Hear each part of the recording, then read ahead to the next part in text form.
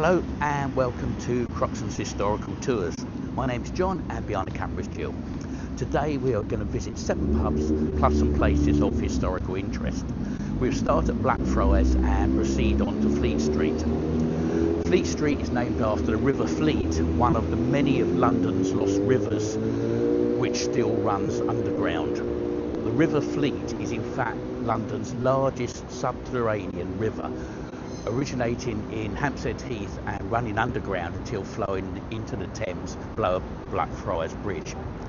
The name Fleet is derived from the Anglo-Saxon fleet, which means tidal inlet, and the Anglo-Saxons used the fleet as a dock for shipping. In Roman and medieval London, the fleet was a vital waterway for industry, trade and daily life. However, over time, it became heavily polluted by both industry and human waste as the population expanded, and the lower section actually became known as the Fleet Ditch. And in the 19th century, it was culverted and buried to form part of the city's sewerage system. Now, this particular tour boasts some truly historic and memorable pubs, including one of the most famous pubs in London and 3 of my favourite pubs in the capital, as well as some interesting historical features. So let's get started. Our first pub is the Black Friar. The reason why it's named the Black Friar is because it was built upon the site of the old medieval Dominican friary, first established on this site in 1276. The Dominicans were named Blackfriars due to their black robes. The friary would have held a prominent position on the banks of the Thames with access to the riverside, whilst to the west the friary estate bordered the River Fleet. The heart of both Eleanor of Castile, wife of Edward I, and that of their eldest son Alfonso, who dies aged 10, were buried here. The most famous event that occurred in the medieval building was the inquiry into the marriage of Henry VIII and Catherine of Aragon, presided over by Cardinal Wolsey and the papal legate, in which Henry sought but failed to obtain the Pope's backing for a divorce, leading to Wolsey's downfall and England's break with Rome. Let us be clear about this: the Pope would have granted Henry an annulment, as he had done for many monarchs. However, at the time, he was under the control of the Holy Roman Emperor, Charles V of Spain, who just happened to be Catherine's nephew, and so he was in no position to help. After the dissolution, the grounds and buildings were sold, and in the 1570s, it became the Blackfriars Theatre, until the city authorities closed it down in 1584. In 1596, James Burbish bought the Blackfriars for £600 and created the Blackfriars Playhouse. It had a roof, and trapdoors and wires were installed to create special effects. Shakespeare was part owner, and the theatre was used in the winter by the Lord Chamberlain's men, whilst during the summer they performed at the Globe. It closed in 1642 during the English Civil War and was demolished in 1655. The Blackfriar pub was built in about 1875 by H. Fuller Clark on the site of the former friary, and then remodelled in about 1903 when interior and exterior decorations were added by the sculptors Nathaniel Hitch, Frederick T. Calcott and Henry Poole. The building was nearly demolished during a phase of redevelopment in the 1960s, thankfully saved by a campaign spearheaded by the poet Sir John Betjeman. This is pure arts and craft movement. Note the iconic wedge-shaped building with its mosaics, ornamental balconies and Black Friar above the front door. Inside it has a cosy alcoves and low lighting. The walls are covered with sculptures, mosaics and wooden reliefs, all in the arts and crafts manner, featuring cheerful friars singing carols, catching fish and harvesting crops. There are friezes in copper and plaster, as well as various types of marble and genuine Art Nouveau light fittings, furniture and stained glass. If you haven't been to this pub before, you will be transfixed by the sheer boldness and brilliance of the decoration. It's a stunning pub. Now, before we go in, you will note that we are near Blackfriars Bridge. In 1982, the body of Roberto Calvi, named the Pope's banker, was found hanging underneath the bridge. It was also rumoured that he had links with the mafia. Suicide, or was he murdered? We still don't know.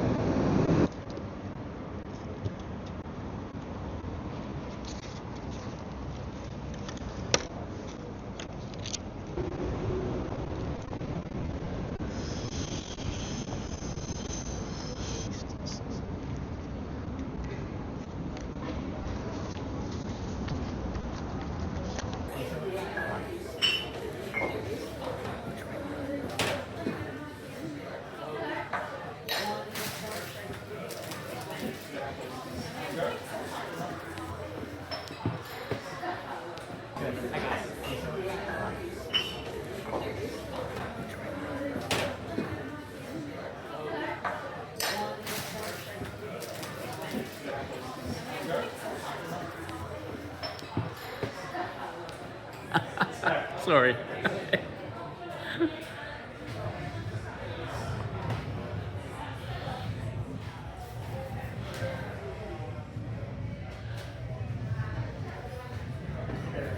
Cheers, thank you.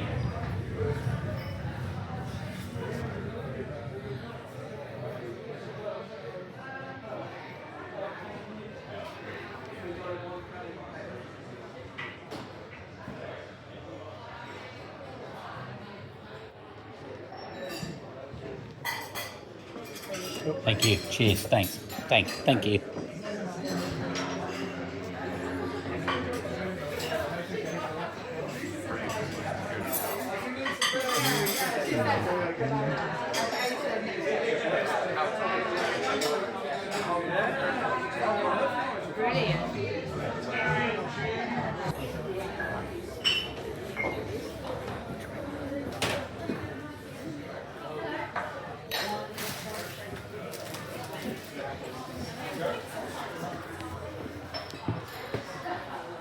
The Cockpit is a Grade 2 listed building, rebuilt in about 1860, although there has been a pub here since the 16th century.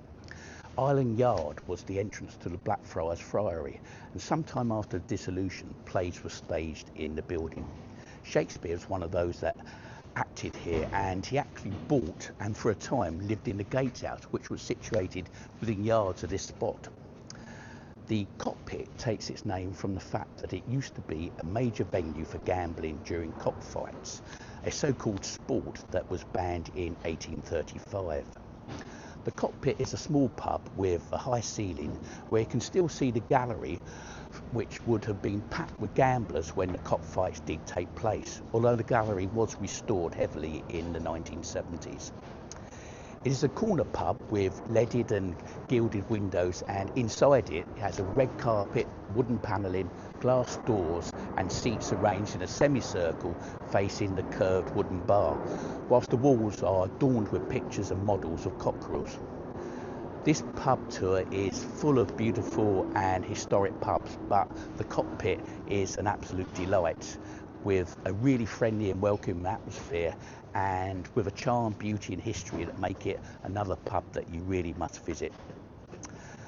Before we enter the pub, we should briefly return to Shakespeare, as the bard used the term cockpit in Henry V to describe the area around the theatre stage. So let's try this. Can this cockpit hold the vasty fields of France? Oh, the very cast that did affright the air at Agincourt. Well, I bet you thought, if you close your eyes, it was Laurence Olivier. Jill doesn't look impressed at all.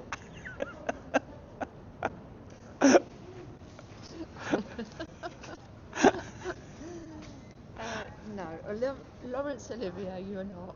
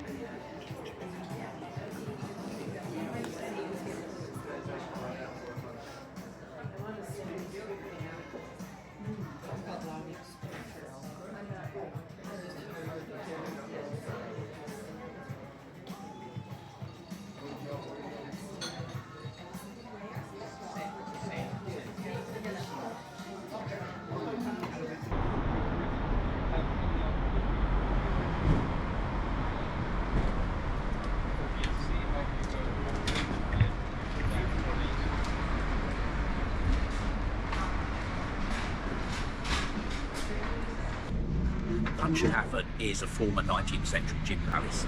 The pub previously on this side was called the Crown and Sugar Loaf, but was renamed as the Punch Tavern in the 1840s, as Punch magazine had its office nearby at this end of Fleet Street, and the writers frequented the pub. It was rebuilt in two phases by the architects Saville and Martin.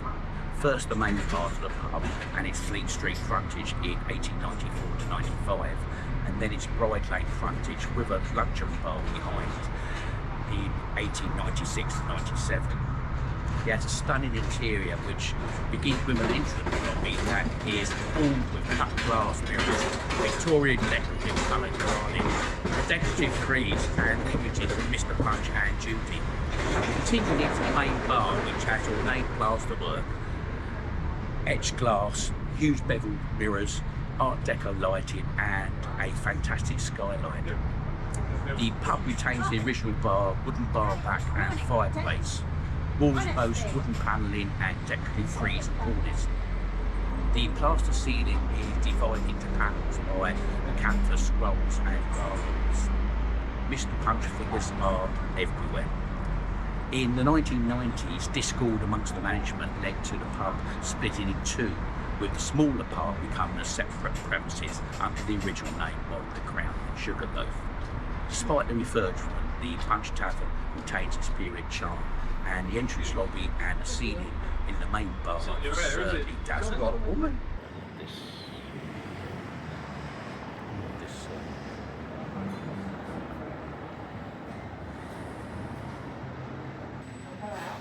Okay.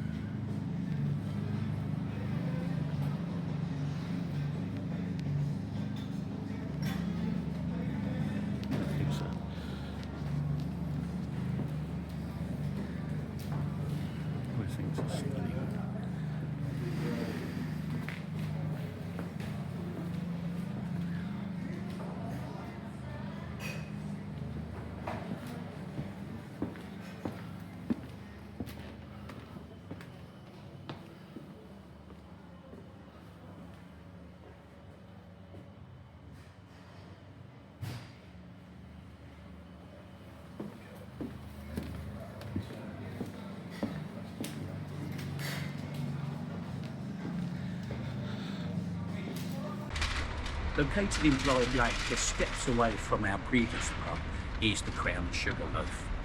As mentioned earlier, it is once part of the Punch Tavern, but was walled off after dispute amongst its owners and opened as a pub in its own right in 2004. Like all of Sam Smith's pubs, it has been reconstructed to an extremely high standard, giving it the look of a Victorian gin palace. The bar is original and it boasts elegant woodwork and cut glass mirrors, beautiful fireplace, a sculptured plaster ceiling and a lovely mosaic stone floor. It's quite a small pub, but it looks magnificent, a true gem.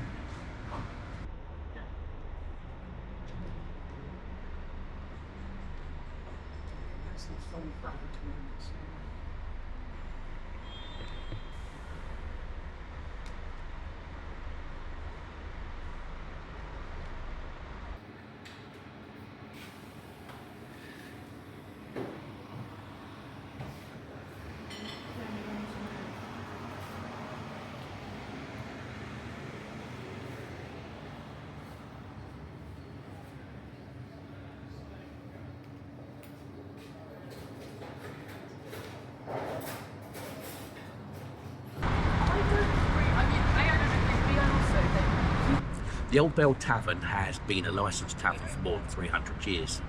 Built by Sir Christopher Wren in 1678, it housed his masons when rebuilding St Bride's Church after the Great Fire. In the 20th century, Fleet Street printers would drink here, and back in 1500, Fleet Street's first ever printer, Winklin de Word, had a workshop on this site. Not only had he a fantastic name for a printer, but he actually worked for William Caxton, the man who, in the 1470s, during the reign of Edward IV, first brought printing to England. This is a lovely pub with beautiful period coloured leading light windows. and a deep doorway with wrought iron curlicues. It has a central shaped bar, large fireplace and small atmospheric recesses, whilst the walls are adorned with historical pictures and old press cuttings. The rear entrance opens onto St Bride's Avenue with a great view of Wren's Church.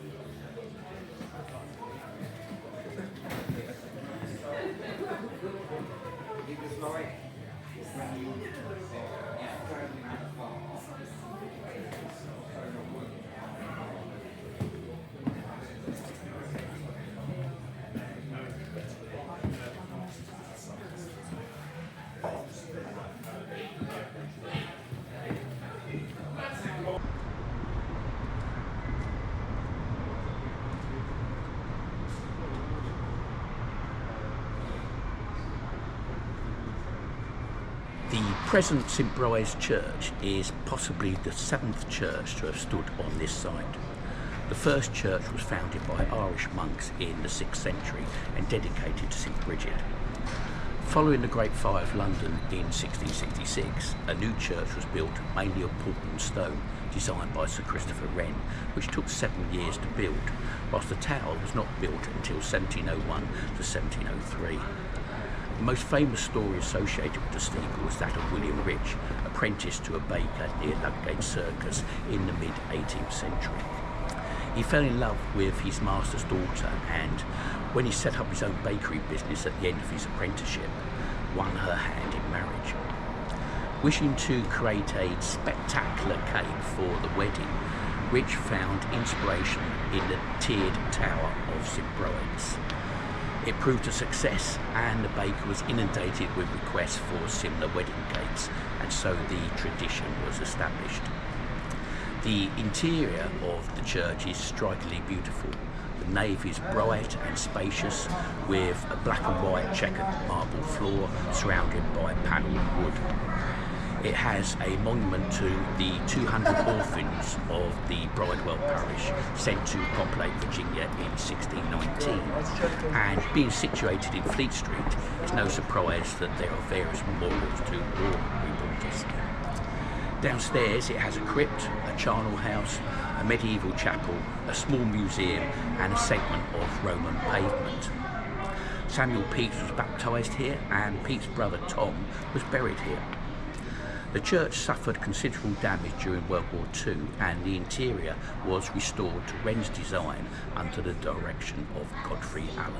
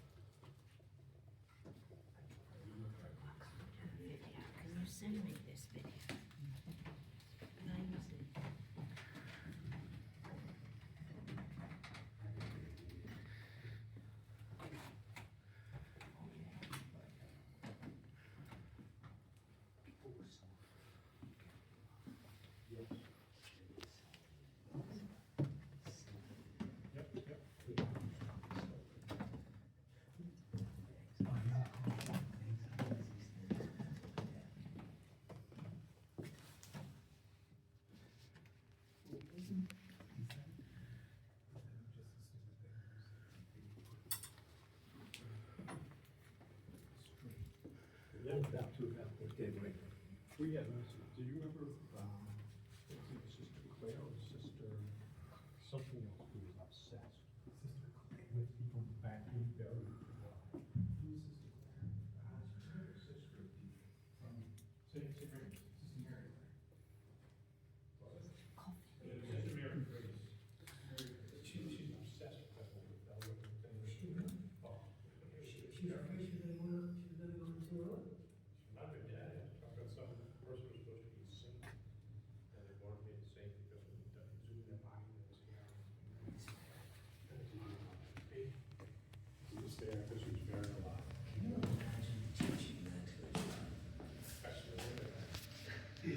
So you can bury me anywhere, except for sure that.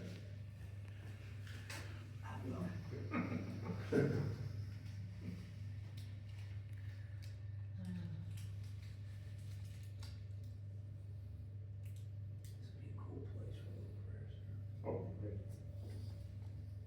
Yeah.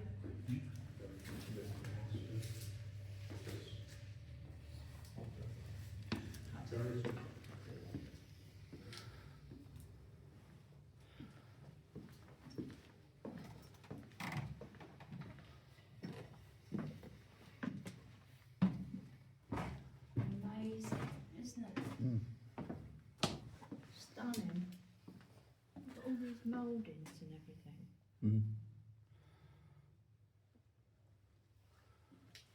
Yeah, and it is to do with the press, isn't it? I told you that. This church is to do with the press. Yeah. I knew it was. Lot of war correspondence. Yeah. Are we going this way?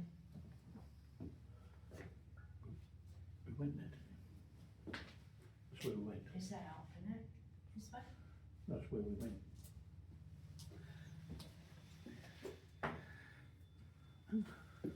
What's that?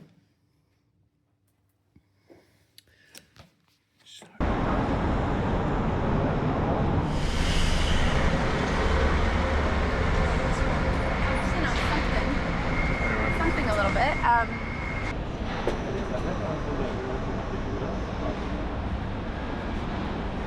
Down here.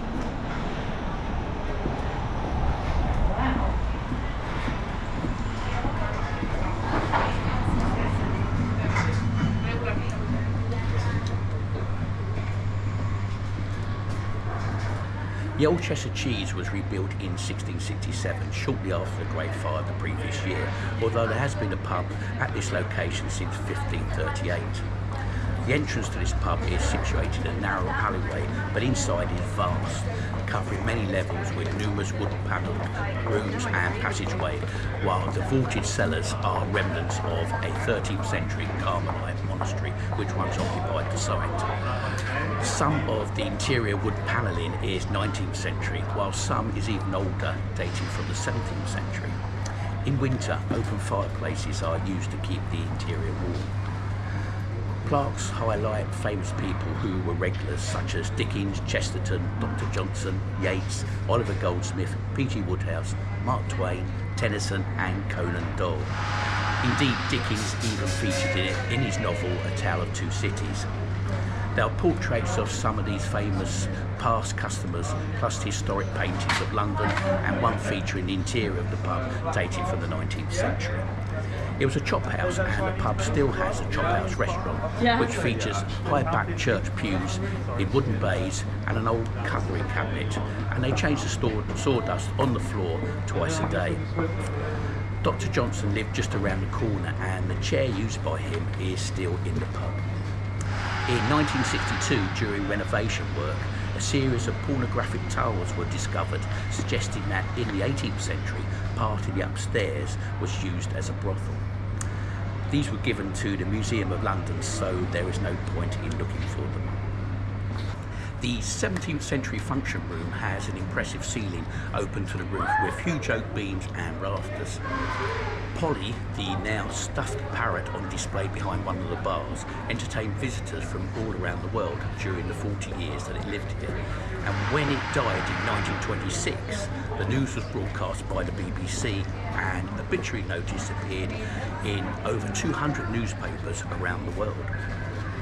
This is a hugely atmospheric pub and the various rooms all have a different feeling of their own. It is a bit like stepping into the past with a welcoming sense of community over the centuries. It is one of the most famous and historic pubs in London and consequently can be full of tourists. But if you are visiting some pubs in London, then the Cheese must surely be on your list. It is a really superb pub.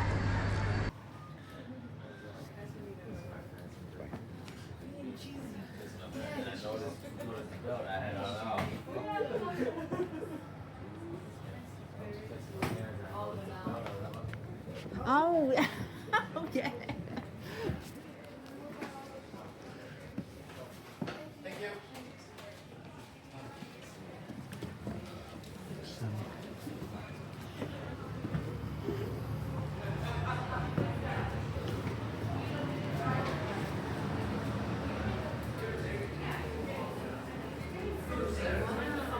Yeah. Thank you. Let's just do the downstairs first. I'll wait here. Okay.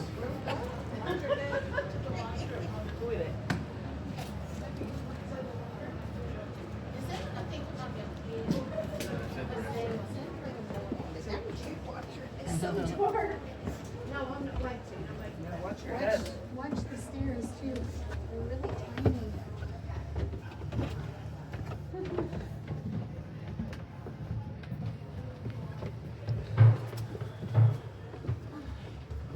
Mind your head, okay? Mind your head.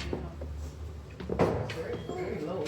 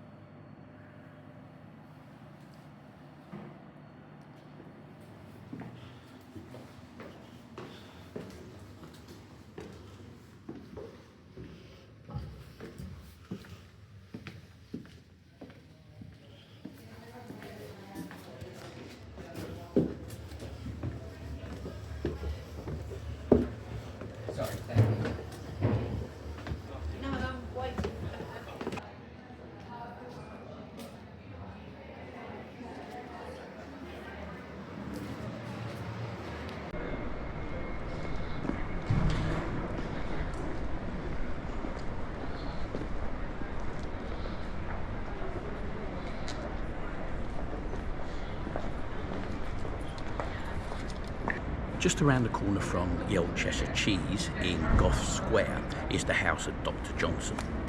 Samuel Johnson was born in Lichfield, Staffordshire in 1709.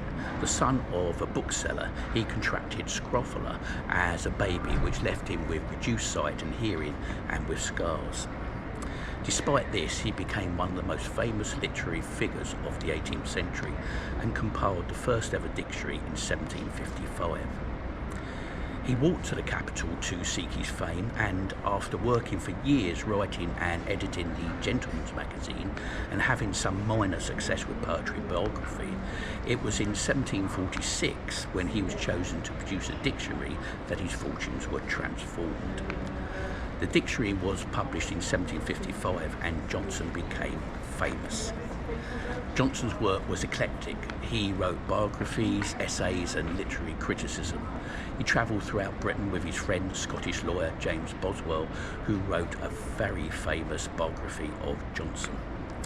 He was a witty, sociable man, and today is the second most quoted Englishman.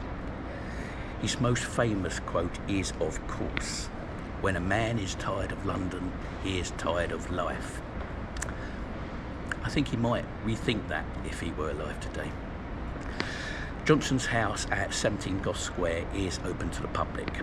In the square is a delightful bronze sculpture of Johnson's much-loved cat and companion, Hodge, for whom Johnson used to buy oysters.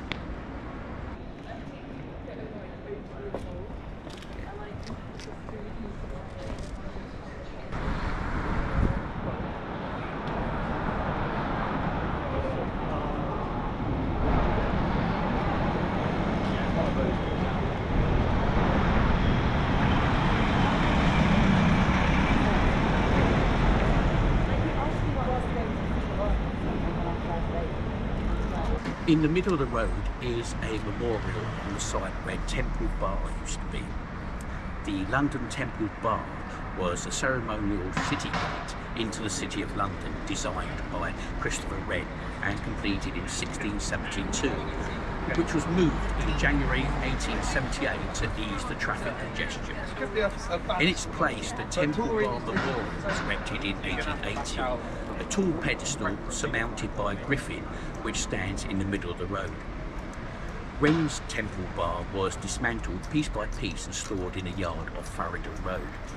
It was later rebuilt in the country estate of Lord and Lady Muir at Theobald's Park in Hertfordshire. In 2004, it returned to London, reassembled in Paternoster Square near St Paul's Cathedral.